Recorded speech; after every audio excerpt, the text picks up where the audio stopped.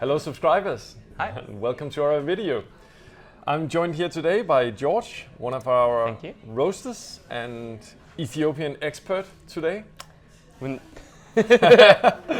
call yourself that? Wouldn't call myself an expert, but an enthusiast, maybe? Enthusiast, yeah. That'll do for the video. Yeah. Excellent. Because this month we have two coffees for you. It's from the Ethiopian highlands, the Buku, and from the mountainous regions of Colombia, we have the Inciso for you. All right. So, George, you can explain a little bit about Buku to us because you've been there. First, I want to ask you, what do you think is so special about Ethiopian coffees? It's a story shared by a lot of coffee professionals, but Ethiopian coffees are really that first taste experience where you go, oh wow, not all coffee is the same. And then that really sort of gets you more interested in coffee, and that's really carried on for me into a career. So I'm extremely passionate about Ethiopian coffees. So that was the pivotal point in your coffee tasting. What stood out for you that made it taste like, or gave you that reaction in Ethiopians? I think the aroma profile of Ethiopian coffees, definitely like the florality and citrusy acidity. Like that's something that is just something that really stands out. Yeah, and it's so obvious that it's from Ethiopia. And why? What creates that flavor, you think?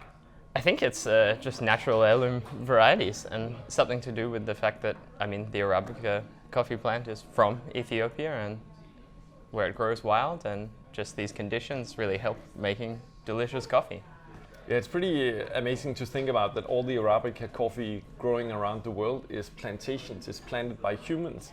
And it's actually only Ethiopia and to some extent Yemen that has the coffee growing wild, or Arabica coffee at least. Robusta is a different story. And of course that means that the plant had grown accustomed to that kind of soil condition, that kind of climate and everything. And I think that's something that leaves that strong footprint in those Ethiopian coffees. Yeah. So Buku is a washing station, and if people don't know what that actually is, what is a washing station? Yeah, so it's a centralized location where coffee is processed. So it's small holders around the washing station will have small areas of land where they grow coffee, and then the washing station is where that coffee is taken to be processed.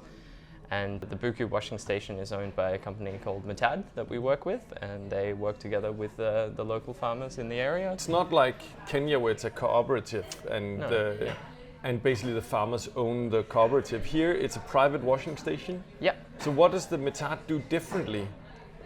Why do they excel in terms of quality? If you go to the Buku washing station, you can see immediately that it's extremely clean and extremely well organized. And for a coffee like Buku, it's a really typical coffee from Guji, like in the aroma profile, but it's just an example to me of that done really well.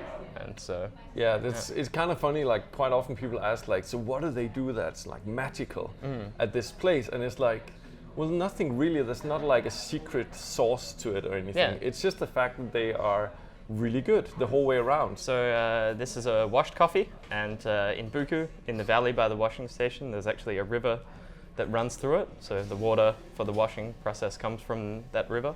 And basically that's why we call it washed coffee, because the washing of the mucilage in clean water washes the coffee, so it's a washed coffee, and that gives a really clean cup that is like very transparent, very clear in terms of flavor. Exactly, and that's contributes a lot to what we like about this coffee. Yeah. So the second coffee you're getting this month is called Inciso, after Edith Inciso and her husband Wilson Rodriguez, who makes this beautiful organic coffee in Colombia. You've had this quite a lot. Yeah, sure. It's from the Tolima region of Colombia, and I love the Tolima region. It's beautiful. It's mainly Colombia and Caturra varieties. It's a fully washed coffee. It's grown organically, and you can find a lot more information about this coffee on our website. But I actually want to use the opportunity that I have George here to talk a little bit about roasting, because you're part of the roasting team. Yeah, sure. So comparing the roast profiles, first of all, on the two filter coffees, Buku compared to Inciso. Yeah. What do you as a roaster do differently to highlight the natural characteristics of these coffees?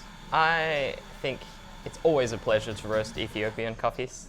they almost roast themselves, and it's pretty hard to mess them up, to be honest. There's always something that's really good about them, even if it's not exactly what you were looking for. It's funny because I think a lot of baristas also have that feeling like whatever roastery you have, even if it's a roastery you might not completely agree with, like their style of roasting, you'll pick out the Ethiopian because at least that will have like definitely. And they're a joy to roast. It's always super simple. In terms of roast degree, we take that a lot lighter than the Inciso, much shorter development time because we want to hold on to the aromas.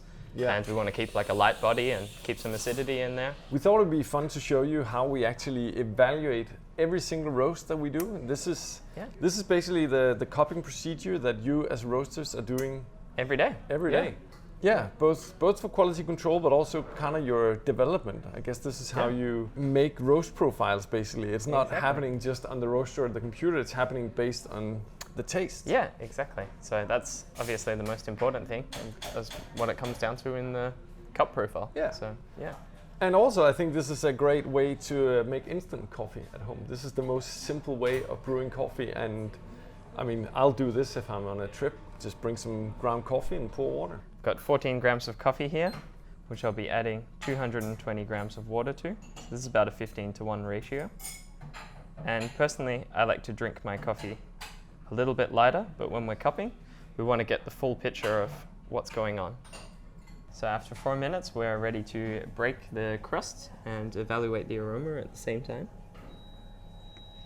After the coffee has cooled down a little bit, we are ready to start tasting the coffee.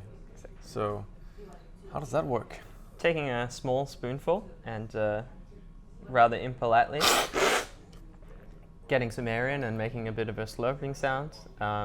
This helps like the retronasal effect of taste. It's my favorite word, retronasal. Yes. So we're able to get a better picture of the aromas in the coffee. Yeah, and by slurping violently, you spray it all over your tongue, so you activate all your taste buds, and you get that air in and get like the aromas released.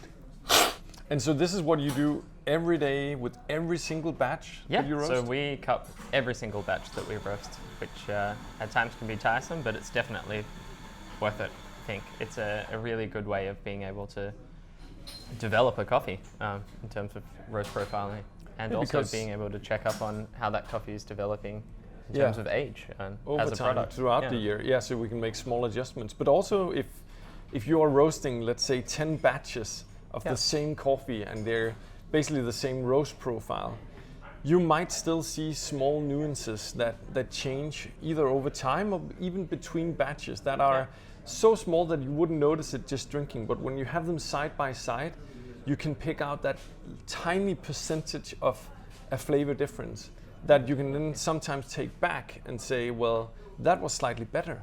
Let's do that definitely from now on. And I think that's the interesting part of developing roast profiles.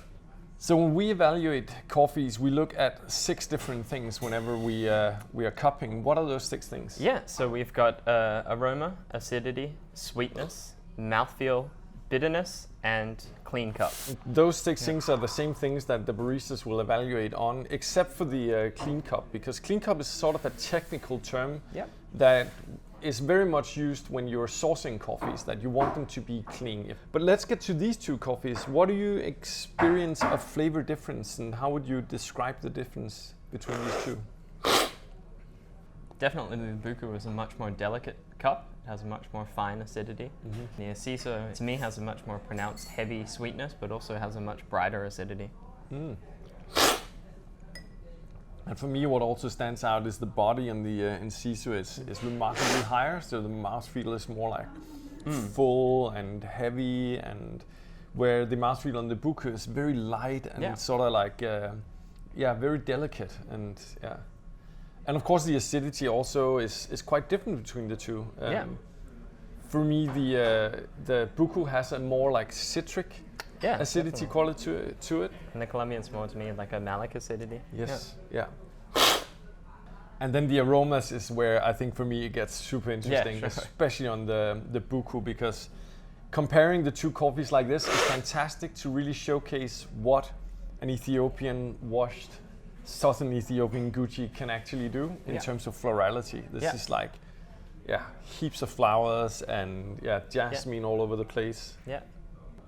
So is this something you would recommend people to do at home to try and do a cupping? Definitely, if they want to like push themselves in terms of learning about coffee aromas, you're gonna benefit greatly from just being able to make direct comparisons between two different coffees. If you're only having one coffee in the morning and then a different coffee in the afternoon, it's hard to draw on your memory of the difference between the two. Or if you want to make coffee cowboy style, like Klaus does sometimes, that's Thank you for taking us through cupping, your experiences in Buku, and being a good co-host on the show today. Thanks, Klaus. Thank you for joining us, and thank you Likewise. for watching.